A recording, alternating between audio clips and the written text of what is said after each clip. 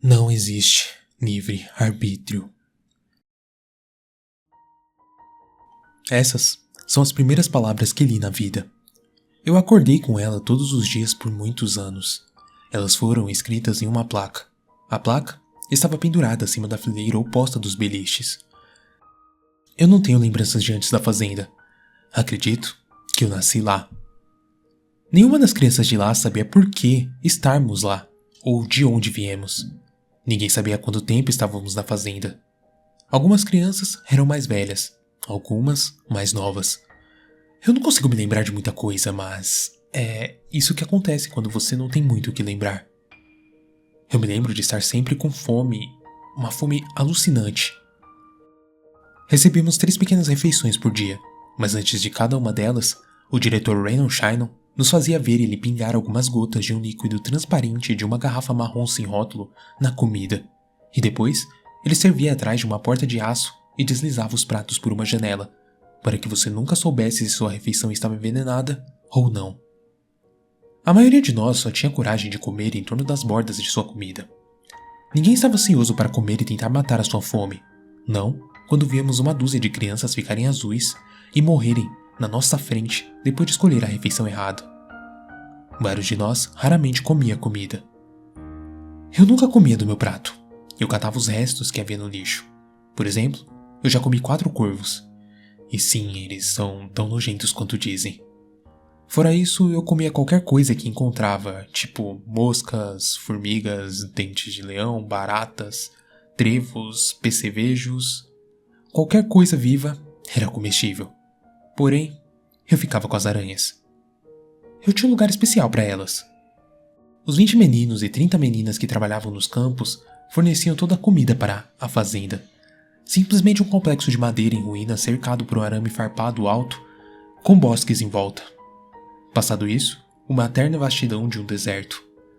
Mesmo que não houvesse holofotes ou guardas, a fazenda era muito mais inescapável do que qualquer outra prisão. Todas as semanas o diretor Shinon levava cerca de 100 de nós para a beira de sua fazenda, onde lhe soprava um estranho apito de bronze.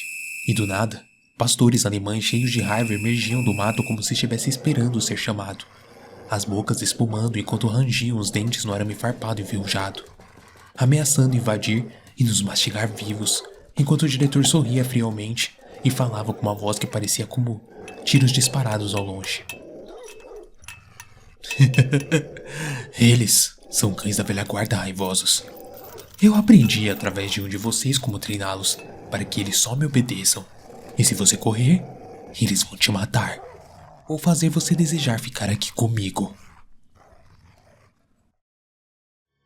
A fazenda nunca teve respostas. Poucas pessoas vinham para cá, usar os caminhões de entrega, um ônibus da prisão, um Ford Thunderbird de vidro preto escurecido que fazia um poderoso rugido de turbina, como se fossem motores de um foguete. Essas pessoas falavam apenas com o diretor.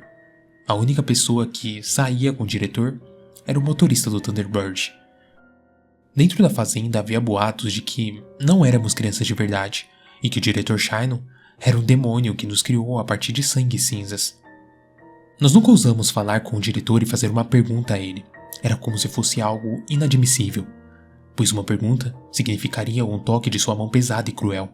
Uma mão que fazia o ar ao redor se transformar em uma terrível almofada de dor que picaria sua pele. Mas, acima dos envenenamentos, dos trabalhos e limpezas exaustivos, o que mais temíamos era as noites. Estar exausto de trabalhar no campo o dia todo não era o suficiente para superar o medo de dormir. Quando era o momento mais escuro da noite e o ar estava parado, ouvíamos os passos rangedores do diretor. Ele simplesmente aparecia no centro do celeiro sem nenhum tipo de aviso. Às vezes, nos ouvíamos andar pelo telhado, acima das paredes, no teto. Eu ainda posso ouvir sua respiração se fechar os olhos. A respiração ofegante e agonizante daquele porco doente que sugava o ar para dentro e para fora em uma exaustão gutural. A respiração e os passos circulavam e circulavam até eu ouvir alguém chorar. Era aí que o escolhido choraria uma última vez antes de ir embora. A criança desaparecida voltava para sua cama na manhã seguinte, com novas marcas. Ele deixava umas manchas vermelhas e roxas no lado da pessoa. Às vezes, uma marca de dedos negros pontilhava seu corpo. Nós nunca falamos nada sobre essas marcas para ninguém. Sempre tínhamos medo de que o diretor ouvisse e nos deixasse marcado também. Às vezes, ele tocava você com toda a palma da mão, deixando uma marca enrugada tão crua e dolorosa quanto uma marca de ferro quente.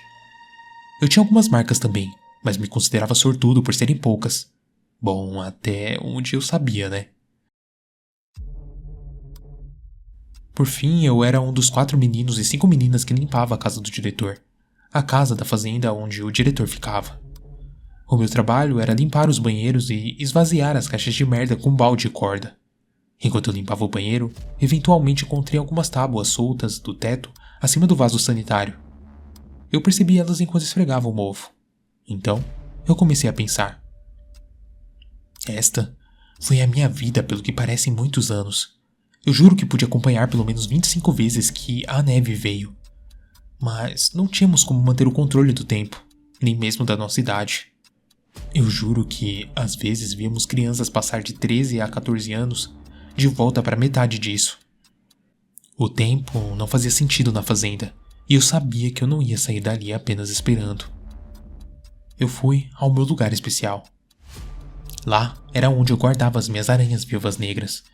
Eu guardei-as atrás de um tijolo falso ao lado da casa da fazenda, onde uma vez eu coletei 8 delas e descobri que as viúvas negras eram canibais, quando agrupadas juntas. Apenas as mais fortes sobreviveriam. Então eu continuei organizando torneios até que 108 aranhas viúvas negras foram reduzidas a 26 mais tóxicas e nervosas e loucas que você nunca iria querer conhecer. Eu fui picado apenas 2 vezes e cheguei muito perto de uma morte agonizante. Então, eu sabia que só uma picada não faria muito com um monstro como o diretor Shynon. Por fim, eu estava pronto. Eu estava pronto para decretar a última etapa do meu plano, quando tudo mudou em um dia frio no início de dezembro. Quando um helicóptero tão preto quanto o Thunderbird ficou circulando baixo sobre a fazenda. O diretor Shynon ficou louco. Ele envenenou metade das refeições no dia seguinte. Depois do café da manhã, ele levou todos nós para fora e formou uma fila do lado de fora do matadouro de frangos, quando ele começou a levar um por um para dentro. Alguns se juntaram a mim e correram. Ao jogar pelos gritos, ele deve ter pego a maioria dos fugitivos. Mas ele não me pegou.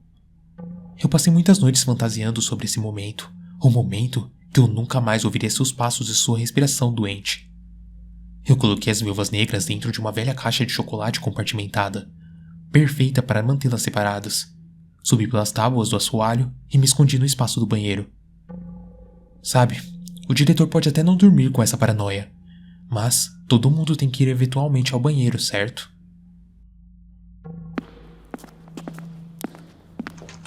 Lembro-me que estava escuro quando ele chegou com a sua vela. O som dele abaixando as calças e seu grunhido simultâneo marcaram o meu som movendo as tábuas acima dele, enquanto eu movia ela para o lado e puxava a tampa da caixa com os 26 pesadelos. Eu soltei todas, cobrindo o diretor. Ele estava coberto com viúvas famintas e enlouquecidas. As minhas aranhas começaram a picar o diretor assim que aterrissaram em sua pele. E enfim, o terror da fazenda infantil, o demônio chamado Reynon Shynon, caiu em torno de seu banheiro. Os olhos fechados e inchados, a boca fechada em um gorgolejo de horror, enquanto espasmos atormentavam todo o seu corpo. E antes que seus olhos se fechassem completamente, ele viu meu pequeno rosto de 7 anos de idade espiando pelo buraco na escuridão. A criança desaparecida. Então, o diretor começou a gargalhar.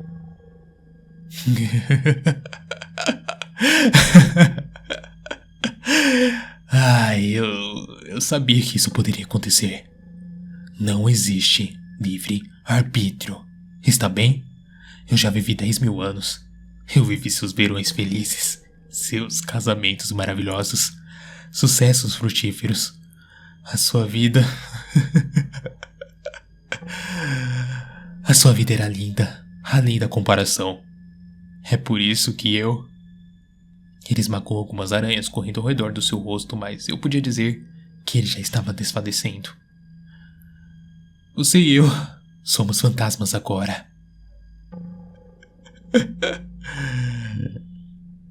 Essas foram suas últimas palavras antes da respiração do diretor parar. Eu me escondi por 4 horas antes de ir cuidadosamente até a janela, o lugar mais seguro do banheiro. As aranhas terminaram seu serviço e desapareceram. O helicóptero voltou com um comboio de homens armados pouco antes de nascer do sol. Eu era o único sobrevivente da fazenda. O capitão da operação era um homem chamado Clinton Moxley, investigador-chefe do campo hermético. Ele me adotou e eu acabei levando seu sobrenome. Foi ele que me deu o nome de Howard. Contei ao meu pai o pouco que eu sabia, e ele me corrigiu em algumas coisas. O nome do diretor não era Shannon, era um homem chamado Clark Gaines, um indivíduo anômalo. O escritório que ele trabalhava rastreou o diretor até lá. O meu pai, Clinton, era o homem do Thunderbird.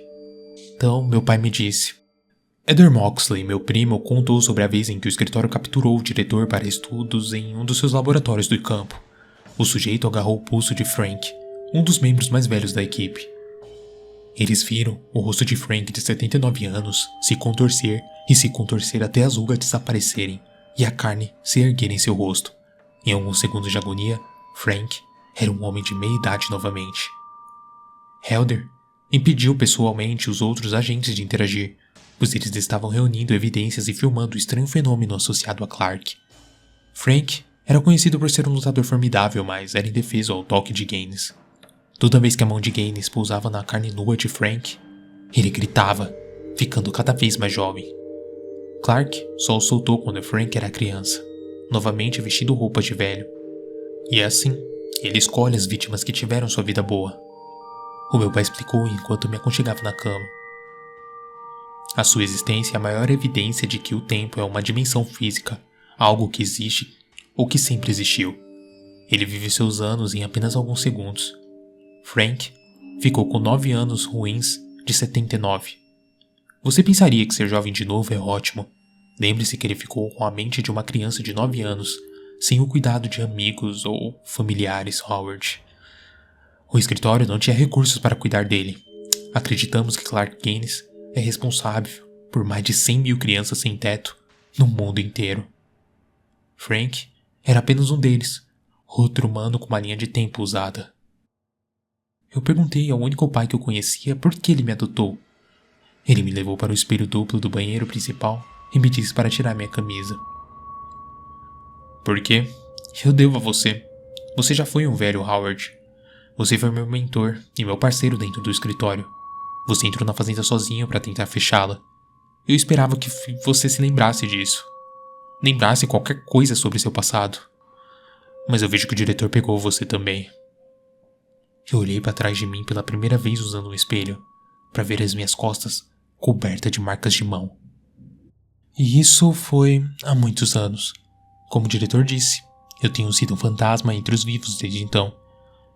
Tem sido difícil até dormir, especialmente agora. Nas últimas noites, ouvi os passos do diretor e a respiração áspera ao lado da minha cama. Meu pai nunca disse que encontrara o corpo do diretor. E eu sei que ele quer a sua fazenda de volta. Ele me quer de volta. Ele quer todos os seus filhos de volta. E eu tenho certeza que ele tá voltando para me buscar. E eu não sei se eu vou conseguir fugir dessa vez.